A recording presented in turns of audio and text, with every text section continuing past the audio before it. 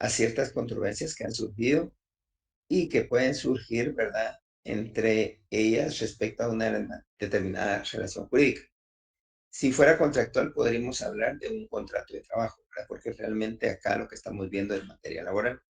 Yo creo que en procesal civil también pueden ver algo de arbitraje en el docente que les está dando clase, porque también en materia civil, procesal civil y mercantil, pues se puede llevar este proceso, ¿verdad?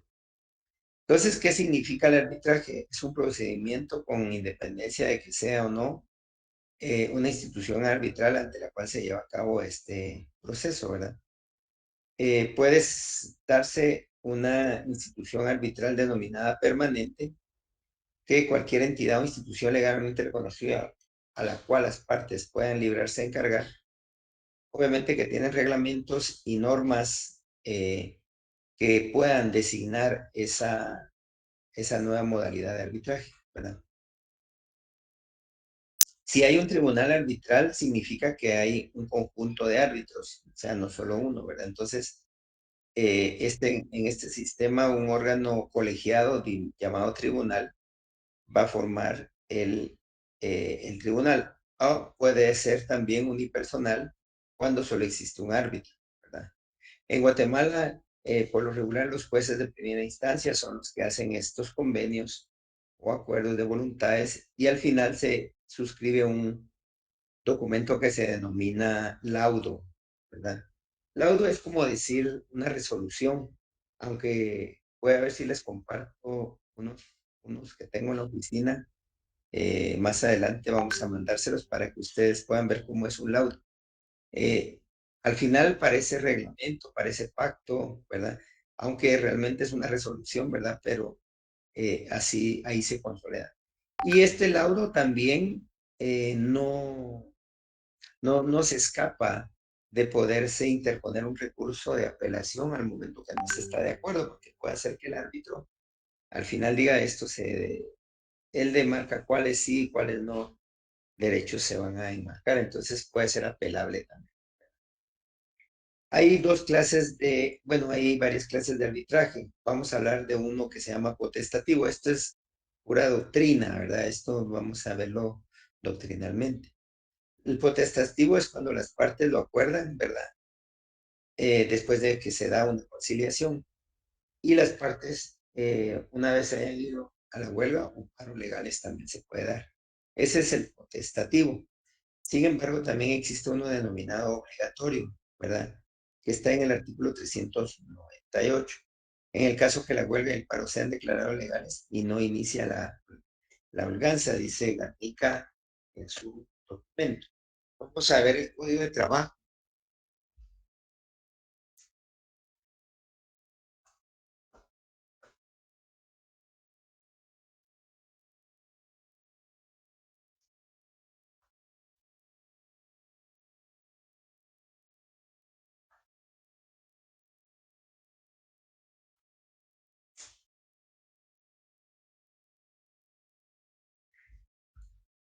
Eh, Como ustedes ahí en casa o donde estén en su oficina, ahora si van manejando, pues no van a poder leerlo, pero tomen en cuenta el artículo 398, ¿verdad?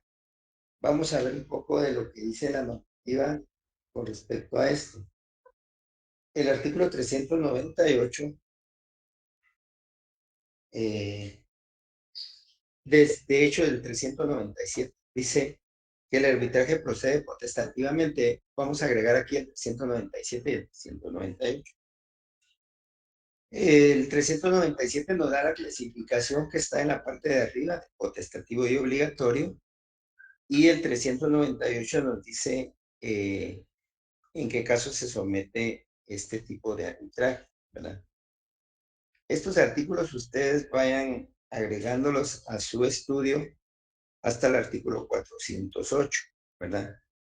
Porque nos va a servir como guía de sometimiento del arbitraje, ¿verdad? Entonces, tanto el potestativo como obligatorio sí están regulados en la ley en el artículo 397, ¿verdad? En el potestativo las partes se someten ante el juez de trabajo y previsión social y lo hacen por escrito. Quiere decir de que tanto la parte patronal como la parte trabajadora deben dar su consentimiento en un conflicto que tengan, ¿verdad? Designando 3 delegados por cada parte. Si reconocemos 3 delegados, estamos hablando de 6 delegados. 3 por parte del patrono y 3 de la parte trabajadora, ¿verdad? Acá no hablamos de sindicato, que aquí puede ser que trabajadores individualmente lo puedan someter, ¿verdad? Pero también el sindicato puede llegar a esas circunstancias. Y en el obligatorio, el juez convoca a las partes y va a levantar un acta donde nombra a los delegados de cada una de las partes. ¿Cómo se integra el tribunal? El artículo 399 nos dice cómo no vamos a integrar. Vayan ustedes a la mano ahí, ando en su código, subrayando nada más. Dice, y andamos todos los trámites anteriores y después dentro de las 4 horas siguientes procederá a integrar el tribunal, ¿verdad? Eso está en el artículo 399. Actualmente la integración del tribunal de arbitraje es permanente, ¿verdad? Por lo que un juez no integra el tribunal, sino que solo los convoca. Quiere decir que ya existen delegados tanto por parte de los trabajadores como de la parte patronal. Entonces, él ya los va a convocar. Eso es más práctico porque ya no se pierde mucho tiempo en designar quiénes van a ser los representantes de cada una de las partes, ¿verdad? Ahora, los vocales de un tribunal no pueden ser los mismos que conocieron el asunto de la conciliación. Digamos que si hubo una conciliación previa al arbitraje, la ley nos prohíbe en el artículo 400 que no son los mismos los que se deben resolver. Y el tribunal de arbitraje se va a declarar competente en el artículo 401. ¿Qué diligencias de arbitraje se realizan? El 402 nos describe que dentro del plazo previsto en el artículo 401, oirá a los delegados de las partes. Quiere decir que viene el tribunal que está integrado por el juez y va a escuchar a las partes que están separadamente. Entonces es muy similar a la conciliación. Convoca a una de las partes y tanto los trabajadores en su momento como el patrono les van a exponer sus peticiones, ¿verdad? Y después las comparecen conjuntamente. Por lo general se maneja así para que él ya sepa cuál es la petición de cada uno, ¿verdad? El artículo 388 nos faculta, el 400 nos remite nuevamente al 388 por la facultad que tiene el tribunal. Va a interrogar personalmente tanto al patrono o patronos y a los trabajadores que están en el conflicto, ¿verdad? Y recabará también dictámenes, puede recabar dictámenes, porque digamos que a veces te necesita también medios de prueba, entonces los dictámenes van a ser medios de prueba, ¿verdad? También puede participar el Ministerio de Trabajo y Previsión Social para describir las diferentes situaciones que se van a someter a alguna de las partes. Otro de los delegados de las partes separadamente en comparecencia conjunta interrogará personalmente a los patronos, que era lo que les decía yo, ¿verdad? Eso lo va a hacer el tribunal. También el tribunal va a ordenar la evacuación rápida de las diligencias que estime convenientes, como la que les dije hace un ratito, ¿verdad? Eso está en el 402. Esto puede ser de oficio o a solicitud de los delegados. ¿Qué puede incluir aquí? Pues si se necesita prueba, el juez o el tribunal de arbitraje para llegar a una solución de la controversia tiene que también tener en sus manos prueba que demuestre las peticiones de cada una de las partes, ¿verdad? Y como les dije, pues va a requerir dictamen técnico. Puede ser de que lo que estén pidiendo un aumento, entonces el dictamen va a ser versar en materia financiera para ver el estatus económico de la entidad, ¿verdad? Porque para ver si puede cubrir las peticiones que se están haciendo.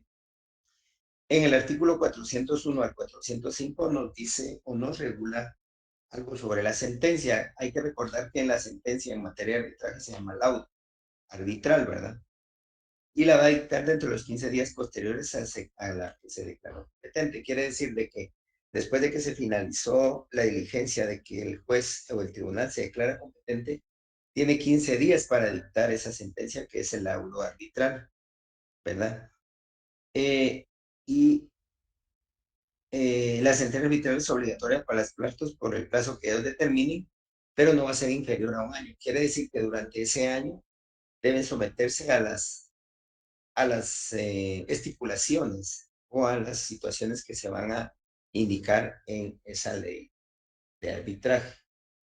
¿Qué va a resolver por separado? Por separado, resolver varias situaciones.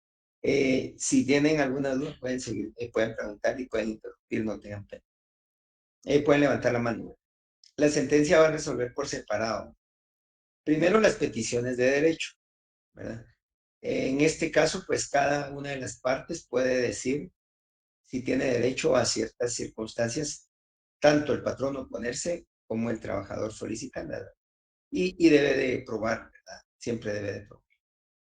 Te puede pedir reivindicaciones económicas sociales. Es muy parecido a lo que establece el pacto colectivo. La diferencia acá, pues, es de que se somete ante un juez, ¿verdad? Y en el pacto colectivo ya se presenta el proyecto ante la entidad administrativa primero y después ante el juez, ¿verdad? Si no se llegaran a un acuerdo. Eso pues lo vimos la semana pasada, ¿verdad? Pueden también ver situaciones sociales que impone la ley y que determine entregarlas, estén entregadas en voluntad de las partes que están en conflicto, ¿verdad? También el tribunal de arbitraje puede resolver con libertad y con conciencia, negando o accediendo. Eso quiere decir de que por lo regular el tribunal, pues como está integrado por jueces que conocen la materia de trabajo, puede denegar también si se están pidiendo cosas más allá de lo legal. En alguna ocasión o en una municipalidad se estaba pidiendo que la ambulancia que estaba al servicio de los trabajadores pudiera ir a recoger a toda la familia de los trabajadores cuando estuvieran enfermos, pero el patrón no está de acuerdo, primero por los gastos de gasolina, gastos de personal y demás circunstancias. Entonces, llevaron a someter esto a un arbitraje y llegaron a un acuerdo que solo iban a ir a recoger a los trabajadores porque la familia pues no era parte de la entidad, ¿verdad? Entonces, digamos, son situaciones que se pueden negar o acceder dependiendo de la situación. Esta negatoria o esta circunstancia de aceptación por parte del tribunal puede hacer que la haga totalmente o la haga parcialmente, ¿verdad? Si es parcialmente, pues eh, ahí sí que, como dicen las circunstancias, hay situaciones que no van a darse y situaciones que sí van a dar, ¿verdad? Por ejemplo, que estuvieran pidiendo muchos días de vacaciones, más de los 20, ¿verdad? Entonces, por ejemplo, puede ser de que ellos pidan 40 días y que el juez diga, no, te vamos a dar solo 23 días. Eso lo hace parcial, ¿verdad? Entonces, lo pedido será en conforme a conciencia, como dice ahí, la libertad y la conciencia, y también la equidad y justicia, porque el Código Procesal, eh, perdón, Código de Trabajo también nos dice la forma en que debe resolver un juez, que es de manera en equidad y justicia, ¿verdad?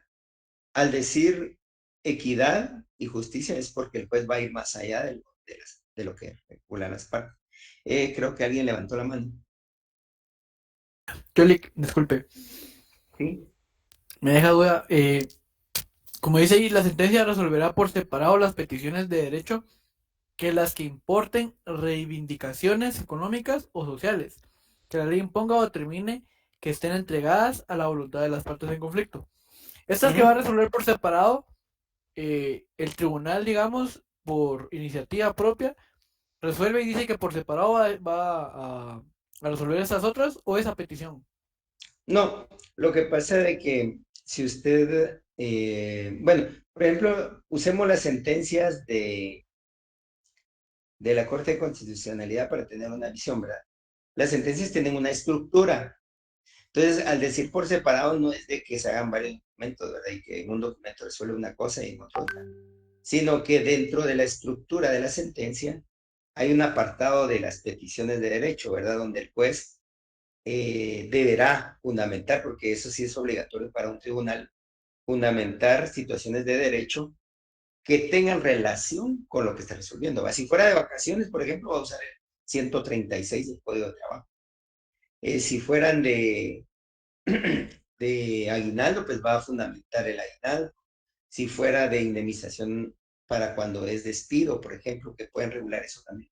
Entonces, por separado significa dentro de la estructura de la sentencia, no por separado en diferente documento. Y en otro apartado, pues ya va a exponer lo que dice en el inciso, ¿verdad? Las reivindicaciones económicas que podían ser denegadas o accedidas. Ahí el juez puede dividirlo en inciso A, B o en inciso o en los tres. De ahí ya será el juez el tribunal que lo decida, ¿verdad? A eso se refiere por separado. Ok, gracias. Uh-huh. Gracias. Vaya, no tenga pena. Entonces, ahora puede ser también de que el juez agregue cosas que no se solicitaron, ¿verdad? Y entonces puede ser una sentencia ultra petita, ¿verdad? Pero va a resolver más allá de lo solicitado, pero en esta materia de arbitraje no se da en materia, digamos, de trabajo. Una sentencia nunca va a resolver más allá. Pero en el auto sí, porque como es un convenio, es una conciliación, el juez puede, por equidad y justicia, decir, no, acá es más justo que se haga de tal manera. Por ejemplo, pasando al ejemplo de las sentencias ordinarias, en una ocasión vimos una sentencia donde eh, se estaba pidiendo prestaciones por indemnización y prestaciones y demás por despido injustificado. ¿Se recuerdan el artículo que les dije yo, que era el que regulaba las prestaciones, no la reinstalación, las prestaciones? No sé si alguno recuerda. Pues se mencionó en la clase anterior, el día miércoles. El Estábamos artículo hablando del 78. artículo 78. Ahora, ¿se recuerdan qué prestaciones y qué beneficios, aparte de la indemnización, se reconocen en ese artículo 78? Los daños y perjuicios y las costas judiciales. Así es. Entonces, en una ocasión, ahí sí que, por eso ustedes ahorita están estudiando esta materia y si se van a especializar a rama laboral, tienen que tener mucho cuidado cuando hacen un memorial de demanda, porque en alguna ocasión un abogado X planteó un proceso de indemnización, pero no pidió daños y perjuicios ni costos. Y el juez, aunque sabe el juez que el artículo 78 reconoce esos tres rubros, pero si no lo piden, el juez no puede resolver un repetit, que significa que es el principio que está aquí en materia ordinaria. Es para compararles el arbitraje. Y en esa ocasión apelaron. Y entonces la apelación llegó a la sala diciendo que el juez le había denegado el pago de daños y perjuicios y costas y que solo lo había condenado a indemnización. Cuando se revisó la demanda, se vio que no lo había pedido. Y de hecho el juez sí lo hace ver en su sentencia, ¿verdad? Que no entra a conocer sobre costas ni sobre daños en virtud que no fue requerido en la demanda. Entonces, ahí fue un error de la parte, eh, digamos, de la defensa técnica del trabajo. Entonces, sí tienen que tener mucho cuidado de lo que se pide. Si fuera reinstalación, y ahora con contrario censo, hay abogados que en reinstalación piden daños y perjuicios y costas, y el juez se los deniega. Y entonces viene la abogada y apela ante la sala diciendo que sí lo reinstaló, pero que no le condenó a costas ni a indemnización. Pero como no procede porque la ley no regula en reinstalación el pago de costas ni el pago de daños y perjuicios, no podía condenar. Entonces se dan esas dos situaciones, a veces se confunden. Actualmente, pues yo creo que espero que ustedes ya no lleguen a cometer esos errores, digamos así, que profesionales que a veces se cometen de no aplicar, ¿verdad? Si ustedes van a dedicarse a laboral, tienen que tener presente que la demanda ordinaria de pago de prestaciones no es lo mismo que un incidente de reinstalación. Ahora bien, digamos que no existe emplazamiento, porque esa es otra situación. No existe emplazamiento ni se dan aquellos tres elementos de reinstalación que pueden ser por mujeres embarazadas en estado de gravidez o por situaciones de líderes sindicales o por situaciones de sindicatos en formación. Digamos que no es ninguno de esos tres casos. pero no es reinstalación de emplazamiento, pero sí se da a veces de que se puede plantear por los otros motivos. Entonces acá, cuando no hay emplazamiento, no se puede plantear incidente de reinstalación, porque no hay un pacto, no hay un planteamiento de conflicto y no hay emplazamiento. Entonces, ¿qué procede aquí? Esa es una excepción, digamos, en materia laboral que se presenta un juicio ordinario de reinstalación, que es diferente al incidente de reinstalación. Pero en el juicio ordinario yo sí puedo pedir costas, ¿verdad? Aunque bien, en la mayoría de casos no las otorga el juez porque como no es un juicio ordinario del artículo 78, sino es un juicio ordinario de reinstalación, entonces por lo regular no se condena y los jueces absuelven en esta parte, pero la sala también confirma. Entonces, si bien es cierto, es un juicio ordinario, ustedes tienen que tener presentes cuando tengan una demanda, no plantear en juicio ordinario de reinstalación, decir que paguen costas, porque es una pérdida de tiempo tanto para el trabajador como para las partes, porque vayan a apelar, van a tardarse 2 años el juicio y van a recibir el mismo resultado porque no cabe el pago de prestación, perdón, de costas, aunque se fundamenten en el procesal civil. Tello me levantó la mano.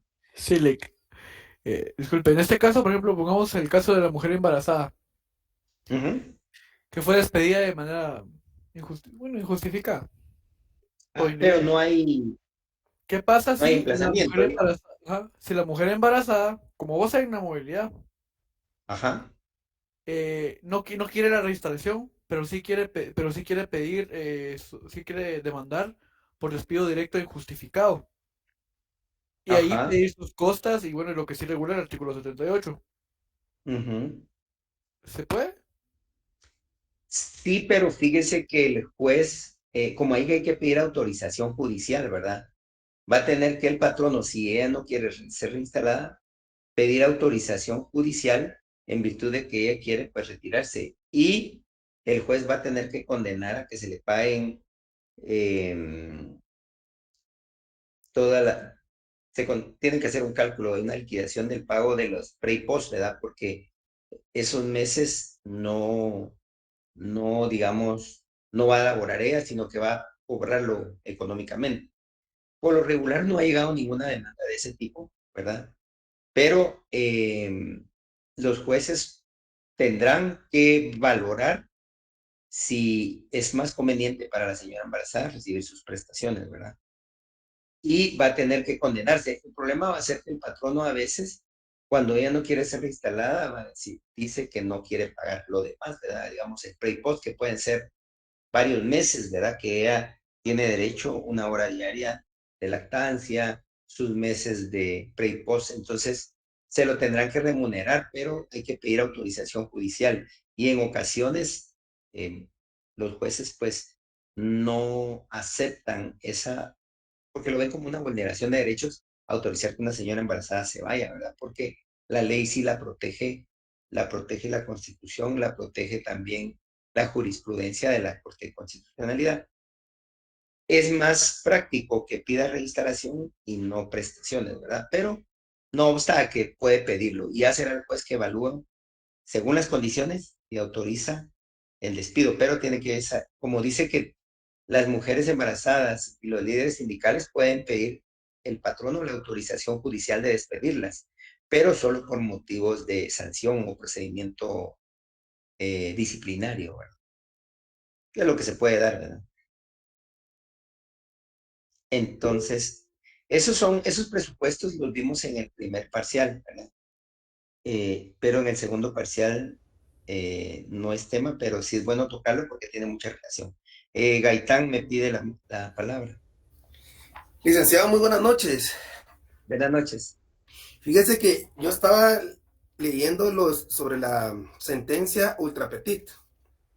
Ajá, Yo tengo subrayado acá en el artículo 403 referencia a eso que dice en cuanto a esas últimas, lo que usted tiene aquí, ¿verdad?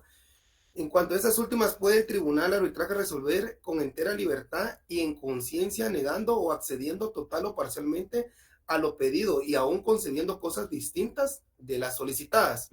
Mi pregunta exacto. es, porque yo lo aprendí de tal vez, o entendí diferente, no es que me lo enseñaran diferente, tal vez aprendí diferente. de que aquí este tribunal de arbitraje puede resolver, digamos, como dice acá, concediendo cosas distintas sin que las Ajá, solicite, sin que las ajá, solicite las partes. Eso es lo que, exacto. o sea, ellos pueden decidir, digamos, ninguna de las partes lo pidió, o sea, digamos que esa parte, la parte activa Ujú, no la está solicitando, pero el tribunal puede añadir eso, ¿verdad? exacto, así es. Dependiendo las condiciones y las pruebas aportadas, ¿verdad? Ah, ok, gracias, licenciado. Ajá, pero solo en sentencia de arbitraje, nada Sí, más. correcto. Por eso les hice yo la comparación del juicio ordinario. Sí, En en el juicio juicio, ordinario no se puede resolver ultra petit. sí, en el juicio ordinario tiene sus peticiones, ¿verdad? Ajá. Y es En con este, base a eso que el juez resuelve. correcto. Ahora acá resuelve el juez y puede adicionar algo más que no haya pedido la parte, ¿verdad? Así es. Ok, gracias, licenciado. Y no tenga pena. Sí, por eso les hacía yo la comparación en unos minutos antes, ¿verdad? De que en juicio ordinario, en algunos casos, y fíjese que hay un caso, bueno, hay varios, ¿verdad? Donde un juez con base al 78 otorgó costas y daños, pero la parte no lo había pedido. Entonces el patrono apela y al apelar eh, se opone a esos dos rubros, toda vez de que él estaba resolviéndose ultra petit y la sala tuvo que revocar, porque en materia ordinaria sí no puede darse, ¿verdad? Entonces, y en algunos casos el juez lo deniega, bueno, no lo deniega, solo otorga indemnización y el trabajador apela diciendo que no le otorgaron esos dos, pero si no lo pidió, la apelación va a ir mal. O sea, aquí fue una mala defensa, ¿verdad? No sé si alguien más levantó la mano, creo, no. Bueno, entonces, a eso se refiere la ultra petit, ¿verdad? Que, que se va a resolver más allá de lo pedido. Ahora, en materia ordinaria se han dado muchas cuestiones. Si ustedes buscan también en sentencias, creo que no le otorgué, no le mandé a nadie una sentencia de eso, pero tengo unas sentencias de la Corte de Constitucionalidad donde analiza la ultra petit, ¿verdad? Que en materia laboral, si bien es cierto, es tutelar, que algo así dice la sentencia, recuerdo, que si bien es cierto, el derecho de trabajo es tutelar, ¿verdad?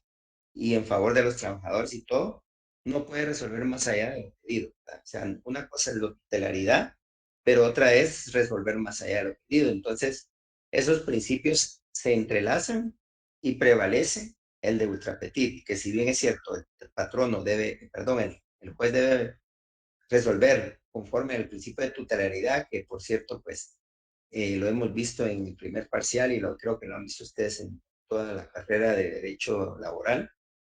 Este, el, el juez pues no puede resolver ello, ¿verdad? Por la tutelaridad. Entonces el principio de tutelaridad no prevalece acá, sino que prevalece el principio de ultra petita. Ahora, la tutelaridad prevalece en otros casos, ¿verdad? Cuando el juez debe evaluar ciencia en favor del trabajador, o su indubio pro operario. ¿En qué casos es el indubio pro operario? Cuando hay duda.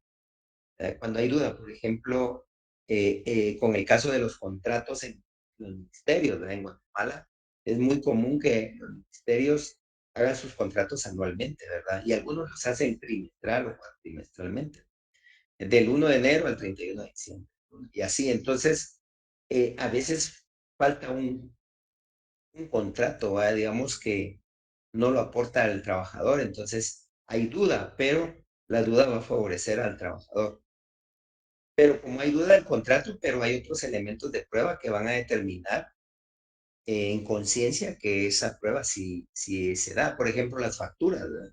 Cuando es el 029, ¿verdad? Que factura. Entonces, si bien es cierto, no hay contrato, las facturas también pueden probar en cierto momento que hay una relación que se está dando. Que se va a declarar, ya es otra circunstancia, pero en este caso, pues debe de hacerse con base al principio tutelar. En materia de arbitraje, no va a prevalecer esa tutelaridad, sino que el principio ultra petit. Sobre todo que puede ser tanto en favor del trabajador como en favor del patrono, este principio. No es solo en favor del trabajador, ¿verdad? Puede ser de que el juez venga y resuelva en favor del patrono porque considera de que se le quiere vulnerar un derecho, el principio de conciencia, ¿verdad? Que les he dicho yo. Y que, por cierto, también creo que hay una sentencia de ustedes, algún grupo la va a analizar, el principio de conciencia, ¿verdad? Ese prevalece en materia laboral. En materia civil, ustedes se recordarán que existe la valoración de la prueba, que es la libre convicción, la prueba tasada, la sana crítica razonada. Eso creo que ustedes en procesal civil lo escucharon mucho, ¿verdad? Y en algunas otras ramas. Pero en materia laboral, el Código de Trabajo sí menciona inconsciencia. No dice laboral, no dice sana crítica, no dice libre condición, dice en conciencia. Entonces, hay circunstancias que sí elaboran, por ejemplo, pues, no solo en conciencia, sino que va a tener que hacer una comparación. Por ejemplo, los casos de IBS, invalidez, vejez y sobrevivencia.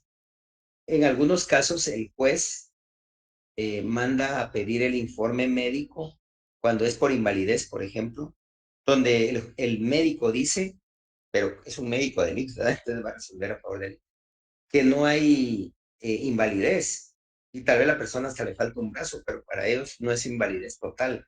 Y como la ley de ellos dice que debe de haber invalidez total, no le otorgan la pensión, entonces se tiene que ir a la vía judicial. Y el juez puede apartarse de esa parte, es una de las excepciones, digamos, de valorar el dictamen y pedir un tercero en discordia. Puede ser INASIF, puede ser Hospital Hood, algunos hospitales han colaborado. Y ahí dicen, sí, si bien es cierto, no es una invalidez total, pero la persona no puede trabajar por esto y esto y esto.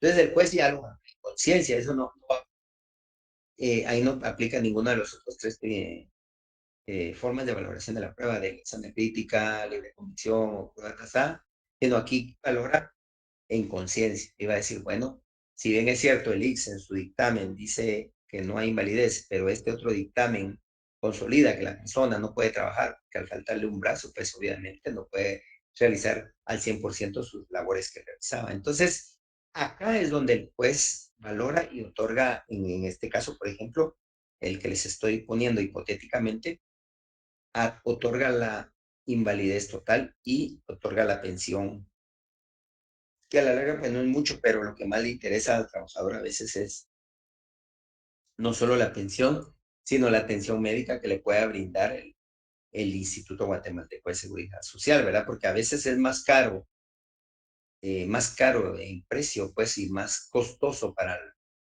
trabajador o para la persona que está presentando la solicitud, acudir a un hospital, a una operación que le puede costar más de 100,000 quetzales, por ejemplo. Entonces, a la larga no es tanto la pensión, sino es más que todo que el ICS pueda absorber a esta persona como beneficiario, ¿verdad? Porque aportó durante su vida laboral las cuotas que eran necesarias, ¿verdad? Y aún así, los jueces han otorgado cuando no consta dentro del proceso las cuotas laborales, y eso sí es bueno, ¿verdad? Ustedes, como les digo, si se van a dedicar a ello o tienen familia que tienen alguna necesidad, que en algunos casos deniega el ICS porque dicen son 240, pero solo le aparecen 220 o 210. Ustedes pueden demandar y el juez les va a otorgar la pensión. Porque prevalece el principio de la salud, el principio de la vida, y hay un montón de principios constitucionales que van a sobresalir más allá del derecho que tiene el ICS de denegar una pensión, ¿verdad? Entonces, acá es bueno porque el ICS siempre va a otorgar ese beneficio por orden judicial. Entonces, eso es lo bueno, es por orden judicial. Me parece que alguien más levantó la mano. Sí, yo, Nini, licenciada, buenas noches. Con una Así, consulta, ya bueno. que usted tuvo buenas noches, ese tema, en el caso de que sea una pareja de esposos y que uno sí cumpla con las cuotas patronales, las 244 cuotas, y la Ajá. esposa no, digamos, ¿se podría mediar esta situación por medio de un laudo arbitral? Porque, pues, digamos que ya las dos personas están elegibles para IBS. Bueno, pero aquí no tiene nada que ver, digamos, la relación marital, porque cada quien independiente va a iniciar su IBS en juicio ordinario. no a través de un laudo, sino a través de un juicio ordinario, porque eso sí ya lo reconoce la ley como un proceso normal. De hecho, la ley del ICS regula que si se le deniega en la vía administrativa, puede acudir a la vía ordinaria, un juicio ordinario laboral. Pero no tiene nada que ver la relación porque cada quien va a acudir con sus cuotas, digamos. La cónyuge va por sus cuotas que aportó durante su vida laboral y no tiene que... Ahora, si hablamos de un IBS por sobrevivencia, es diferente, porque entonces acá la esposa va a tomar la pensión del cónyuge fallecido, que diera el caso, a Dios no quiere, entonces va a tomar la pensión como beneficiaria, ¿verdad? No, no es, de hecho hay señoras que ni han aportado ni una cuota durante su vida porque han sido amas de casa y el esposo al fallecer le hereda esa pensión mensual, pero no se pueden unir las dos pensiones del cónyuge y la cónyuge para una sola pensión. Eso no existe, ¿verdad? No, no está regulado en la ley. Cada quien va a aportar su propio juicio. La cónyuge, si trabajó y tiene sus cuotas, pide su pensión, y el cónyuge, si tiene sus cuotas, pide su pensión. Son pensiones diferentes e independientes. Y solo por sobrevivencia pueden heredarse, como el caso de, que le digo, de fallecimiento de uno de los cónyuges.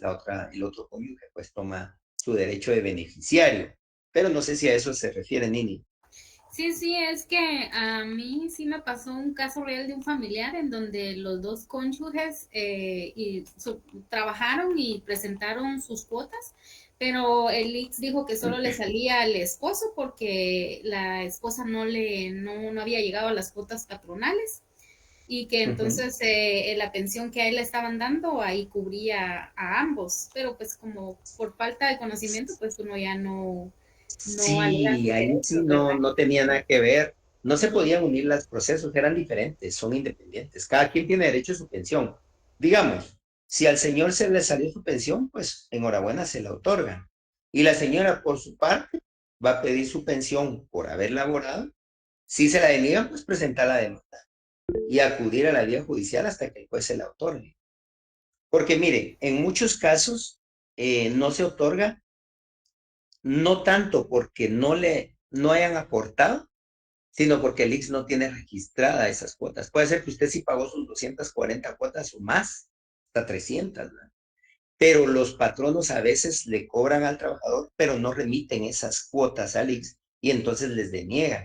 Entonces la señora muy bien podía demandar, porque no tenía nada que ver la relación de cónyuges para otorgarse. Ahora bien, si ella tuviera una pensión, digamos ya en el caso de lo que le explicaba yo del fallecimiento del esposo, digamos que ella tiene una pensión ya otorgada, digamos, y entonces fallece el señor, a ella ya no le otorgan ese beneficio, ahí sí se la deniegan, porque ella ya tiene, y la ley sí regula que si ella tiene un beneficio propio, no puede heredar el del beneficio. Digamos, uno diría, tiene una pensión de 1,000 y el señor también tenía 1,000, entonces al fallecer le va a tener 2,000. Eso no se puede, porque ella va a tener una pensión propia, ¿verdad? Pero si ella no tiene pensión, bien puede heredar. Ahora bien, si los dos aportaron trabajadores, cada quien va a tener su pensión individual, sin Ah, tener ya. que ver una con la otra, ¿verdad? Gracias, licenciado. Y Ujú. solo le comento como, porque sí es un caso real, que ahorita Ujú. que la esposa falleció, al esposo le bajaron la cuota de pensión. Porque Fíjese. de plano él tenía por beneficio de sobrevivencia, me imagino. Sí, sí, de seguro Ujú. que sí, pero pues bueno, ni modo, son cosas Sí que se puede dan. demandar, ¿verdad? De hecho, si se la bajan a uno, uno puede demandar. Hay formas de Ah, bueno. ganarlos. Ajá. Hay dos personas, Manuel y Jafet, que levantaron la mano también. Manuel, vamos a ver con Manuel. Pues no, Nick, pero está interesante este tema. Buenas No tenga noches. pena. Es bueno Pero saber. yo me acuerdo que hay una sentencia hace reciente donde ahora yo creo que no se podía que la pensión de la esposa le quedara al esposo, sino viceversa.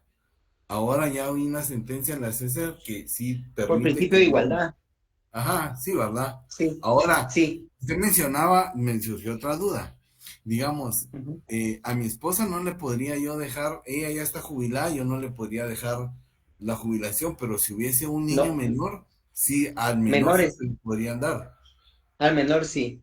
Al Ah, menor sí, a su cónyuge no, porque ya tiene pensión fijada, muy ¿verdad? Ahora bien. el problema va a ser de que si él va a tener, bueno, él no va a tener pensión, ¿verdad? Porque es menor de edad.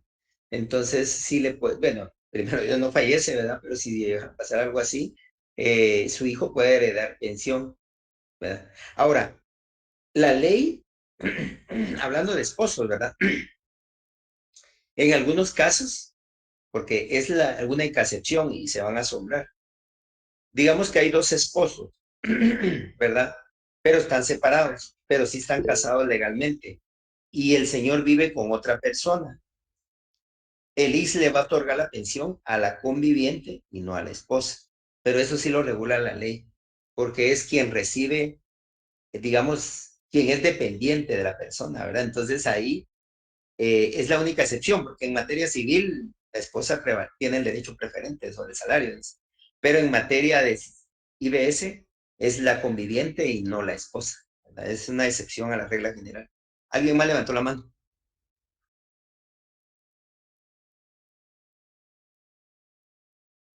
Manuel ya consultó, ¿verdad? Yannick, Ya, bueno. Entonces, les decía, ¿verdad? Esas situaciones nosotros las hemos tenido ahí en la sala también, que las esposas apelan, ¿verdad? ¿Y por qué apelan? Porque dicen, no, yo tengo derecho a pensión y porque yo soy la esposa y presentan los atestados del Registro Nacional de las Personas y todo. Pero la ley en materia de IBS dice que es la conviviente quien depende económicamente del causante. Entonces ahí automáticamente no podemos otorgárselo a la esposa, sino a la conviviente. ¿Alguien más levantó la mano? Yo, licenciado, perdone, Ah, sí, dígame. con consulta, o sea, si yo, con lo que usted comentó, o sea, a la esposa se le pasa su pensión alimenticia, digamos, y la conviviente dice, mire, yo reclamo estos mis derechos, obviamente a la conviviente, o sea, mal dicho, ¿va? A la Uh -huh. persona que en ese momento lo acompaña es la que automáticamente le otorga los beneficios, según lo que usted está Pero la explicando. pensión no. La pensión no. Por eso les decía yo, en materia civil y de familia es diferente. En materia civil, el Código Civil, recuerden que dice que el derecho preferente del salario es el de la cónyuge. Entonces, en materia civil, la pensión sí se la van a otorgar a la esposa, pero Por eso, la pero pensión cuando de usted se IBS, refiere, perdone, cuando usted se refiere a la cónyuge es con la que persona que uno convive. no, no, no, no, no. Cónyuge, según el Código Civil, la cónyuge es con esposa. quien usted contrajo matrimonio y legalmente en el RENAP está inscrita como esposo, ¿verdad? Como cónyuge. Y la conviviente es quien convive con una persona en casa como pareja, pero sin estar ligados por un matrimonio, ¿verdad? Que se da muy común en Guatemala de que los esposos viven La separados, otra. pero cada quien tiene su pareja, ¿verdad? Puede ser que la señora casada con un tercero conviva con otro y el esposo igual. Entonces, a eso me refiero de conviviente, cuando convive con una persona. Y cónyuge es cuando, de conformidad con el artículo 78 del Código Civil, pues contraen matrimonio. A eso me sé. No sé si le resultó bien la explicación, Daniel, creo que fue. No, me quedé confundido, es que mira, ves, cuando usted me Ok, dice cónyuge, yo entiendo que cónyuge es con la que uno convive. no, no, No, mire, pues eso, bueno, y eso ya no se lo tengo que decir en octavo semestre, por Dios, eso lo vio en civil. El uno. En civil usted tuvo que haber Y visto que son femenino. cónyuges, y es cónyuge, no cónyuge, sino cónyuges. Cónyuges son con quien usted contrae matrimonio. El artículo 78 del Código Civil, si lo tiene ahí, dice que el matrimonio es la unión de dos personas, ta, ta, ta. Y se inscribe en el RENAP, ellos son cónyuges, ¿verdad? Entonces puede ser que usted no se divorció y sigue siendo cónyuge, pero no vive junto con la esposa, pero vive con una tercera que solo es su conviviente, con quien convive, sin estar legalmente casado en el RENAP. No sé si me entiende esa parte. Ah, no, es que ahí estaba yo medio confundido. Porque según yo, la persona cuando perdón, Lick, es que me va pasando acá. Cuando tú te referías a cónyuge, según yo, es con la persona que convivía, no con la persona que se refería a casados. No, hombre, eso está en civil 1 y 2, que son cónyuges. Vamos a recapitular, eso no es necesario, pero cónyuge, según el Código Civil, es con quien usted contrae matrimonio y con quien legalmente está casado en el RENAP, en los atestados del RENAP. Esos son cónyuges, ¿verdad? El artículo 78 nos dice del Código Civil que es matrimonio, ¿verdad? La unión de dos personas, usted lo inscribe en el RENAP, son cónyuges. Y Licenciado, conviviente con quien convive, ¿verdad? ¿Sí? licenciado, perdón, disculpe que lo interrumpa. Yo voy a poner un mejor ejemplo para que Daniel le entienda. A mí me pasó con un amigo, un vecino. Pues no es su caso, dice usted. El papá de él se casó, o sea, tuvo su cónyuge y estuvieron unidos por 10 años. Se separaron, nunca se divorciaron y después tuvo otra pareja. Con ella vivió casi 37 años hasta que falleció y eso es lo que tal vez tiene confusión. Cuando él falleció, de parte del ex, la esposa, o sea, perdón, quitamos esposa, la conviviente presentó pruebas ante el ex y todo de que él, pues en los últimos 37 años estaba conviviendo Dependía con ella. económicamente. Correcto. Entonces llevó pruebas, llevó la fe del hijo, de la hija y dos testigos. Vecino. Sí, correcto. Y entonces le pasaron lo que digamos los beneficios del fallecido, Así se los es. pasaron a la conviviente. Así es. Eso Así es tal vez Daniel aquí me entiende. Él Sí. nunca se divorció de la cónyuge. No. Jamás. Exacto. Pero él le pedían que por lo menos tuviera 10 años, por decirlo así, conviviendo con la otra persona y que tuviera pruebas. Y lógicamente presentó sus pruebas, que es más de 10 años conviviendo, etcétera, y adquirió todos los beneficios del fallecido. Yo creo que entonces ahí Daniel del IX, pero solo del IX. Correcto, solo del IX. Los demás derechos, la esposa los podía, digamos, que él tuviera una casa. Es correcto, la casa no la iba a heredar la conviviente, sino la esposa, la cónyuge. Cónyuge es lo mismo que esposa. Sí, yéndonos a términos civiles, ya le quedó la casa le quedó a la cónyuge y a las dos hijas que tuvo en su matrimonio. A eso sí, las casas sí le quedó ahí. De hecho, la casa podía ser también para los hijos de la conviviente, ¿verdad? Si eran propios y reconocidos. Sí, correcto, pero pelearon porque como no hubo un testamento, entonces se le dejó así como... Se van en un intestado y ahí sí todos tienen derecho, todos los hijos, tanto los de matrimonio como los que están fuera de matrimonio. Ah, ok, gracias, licenciado. Pero para temas de IBS. Trabajo, sí, de IBS, sí le queda a la solo la conviviente. Solo la conviviente, porque es la ley dice en materia de IBS, quien depende económicamente del causante. Y en este caso, la que dependía era la conviviente, no la esposa. Sí, y yo creo que piden como mínimo 10 años. Sí, piden como mínimo 10 años y que se demuestre que sí vivieron como por lo menos 10 años y que tenga dos testigos y evidencias. Las evidencias, pues lógicamente, fueron las actas de nacimiento de los dos hijos que tuvo después. Sí, con eso demuestra que había convivencia con la otra persona, ¿verdad? Y no con la cónyuge o esposa. Correcto. Yo creo que tal vez ahí Daniel ahí estamos. Daniel nos levanta la mano nuevamente, tiene otra duda.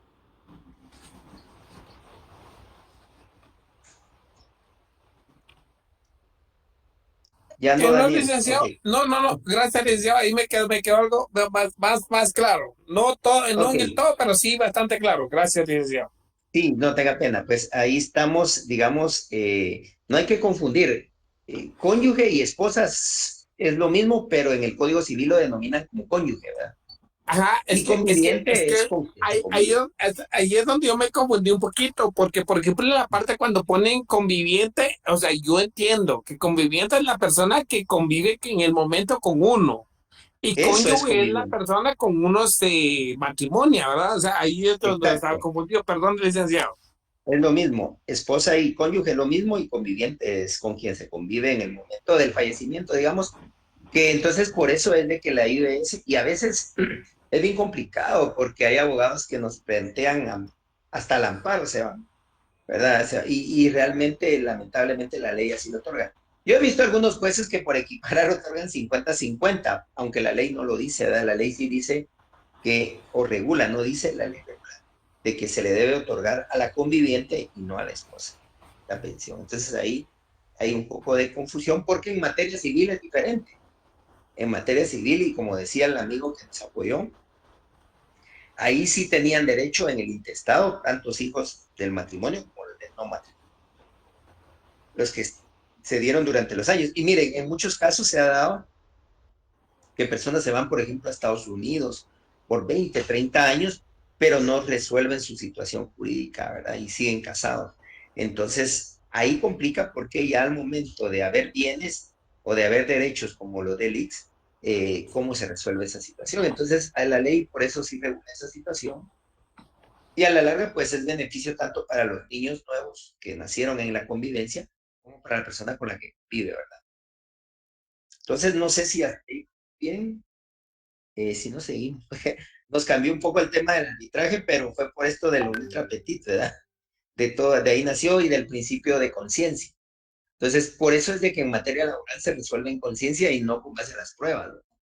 Porque con base a las pruebas, digamos, bueno, no las pruebas, sino la valoración de la sana crítica, si fuera con base a eso, imagínense, variaría el tema de delegar o de recibir esa pensión, ¿verdad? En algunos casos se ha denegado también la pensión y yo creo que de estos casos algunos van a hablar en las sentencias que les puse y que les mandé, que les dije al analizar, donde el Código Civil también limita a veces, perdón, el Código de Trabajo limita cuando el trabajador fallece a que no menciona a los hermanos, ¿verdad? Imagínense que fallece un trabajador que no tiene padres, ni hijos, ni esposa, y los hermanos quieren no heredar, sino hacer el cobro de las prestaciones. Entonces, en algunos casos se ha iniciado, pero como el Código de Trabajo es muy corto de ahí, no ha otorgado esas prestaciones a los hermanos. No es que no tengan derecho. Si nos vamos al Código Civil, sí menciona a los hermanos.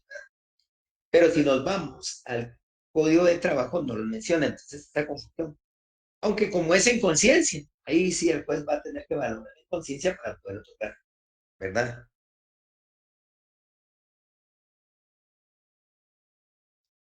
Y entonces acá en conciencia es muy amplio, ¿verdad? Para valorar, pero es por la equidad y justicia que los jueces deben resolver, ¿verdad? Imagínense tanto para niños que pueden ser que son menores y que son necesitados, ¿verdad?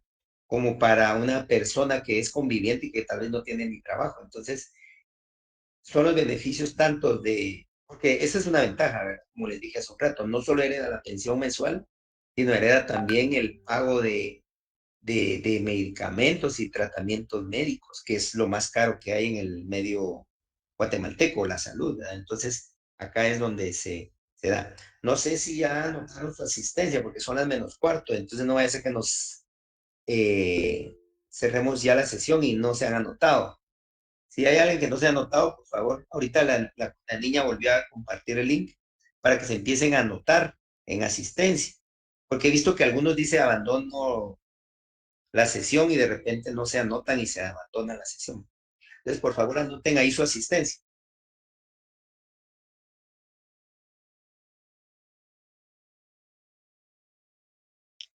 Y entonces, anótense, por favor, antes de que nos retiremos de la clase, porque ya vamos a ir terminando, ¿verdad? Para que les dé tiempo de llegar a casa a los que no han llegado. ¿Sí?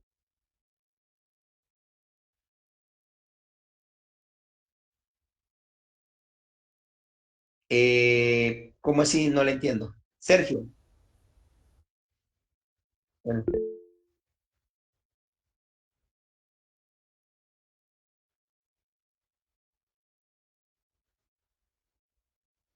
vaya.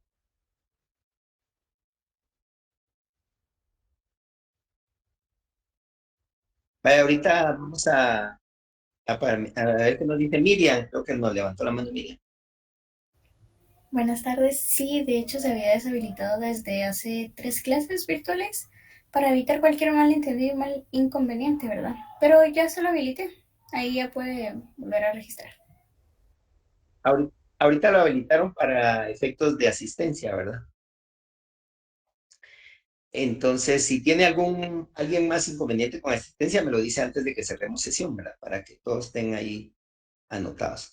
Entonces, hasta acá vamos a hablar de la arbitraje por hoy. Hay más presentaciones, pero vamos a dejar la apelación para el siguiente, ¿verdad? Que es importante también ver la apelación. Yo sí quiero que ustedes entiendan al 100% y por eso vamos a tocar otra vez la apelación y los recursos, porque algunos me fallaron ahí con los recursos, me confunden los recursos, me confunden los remedios procesales que la ley no regula por remedios. Entonces vamos a volverlos a tocar cuando hablemos de la apelación de arbitraje, ¿verdad? Porque no es lo mismo nulidad, no es lo mismo revocatoria, no es lo mismo apelación. Por ejemplo, en un examen decía, el mismo juez conoce, entonces la apelación, le ponen apelación no la puede conocer el mismo juez, es el de alzada. Entonces, son errores que no debemos cometer. ¿Por qué? Porque ya, este es un examen, pero imagínense ya en la práctica, se nos complicaría mucho una situación así, ¿verdad? Entonces, sí, yo sí quiero, y desde un inicio les dije, y en el curso anterior que yo di también les decía, si bien es cierto, me gusta que ganen, pero también que aprendan lo que les estoy dando, ¿verdad? Entonces, vamos a tocar nuevamente el recurso. En el 404 está en materia de arbitraje, pero también los vamos a ver nuevamente. Si quieres, vamos hasta ver la presentación de los recursos para que ustedes vean qué es nulidad. Cada uno tiene sus propios presupuestos. Y yo se los dije en clase el miércoles, no me confundan aclaración y ampliación. Porque si bien es cierto, el artículo 365 del Código de Trabajo dice o regula, vamos a ver, 165, en el párrafo, ¿sí? Nos indica en el inciso A que los procedimientos de trabajo pueden plantearse, inciso A, aclaración y ampliación. Entonces muchos piensan que el recurso se llama aclaración y ampliación, pero no se llama así. No se llama aclaración y ampliación con la I. Es aclaración por su parte y por otra parte ampliación. ¿Verdad? Son dos diferentes. Entonces, cuando yo les dije en el examen que regula qué recurso se plantea por cuestiones que son ambiguas, contradictorias, ¿verdad? Oscuros, ambiguos y contradictorios. Era aclaración, pero me ponían aclaración, ampliación porque el inciso así lo regulaba. Pero yo les dije, cada uno tiene sus propios presupuestos. Y ampliación es cuando se deja resolver algo y aclaración cuando son objetos. Entonces, en materia de arbitraje va a ser lo mismo. Cabe la apelación, también va a caber aclaración de ampliación, revocatoria de nulidad, cualquier recurso puedo plantear, porque estoy en materia laboral.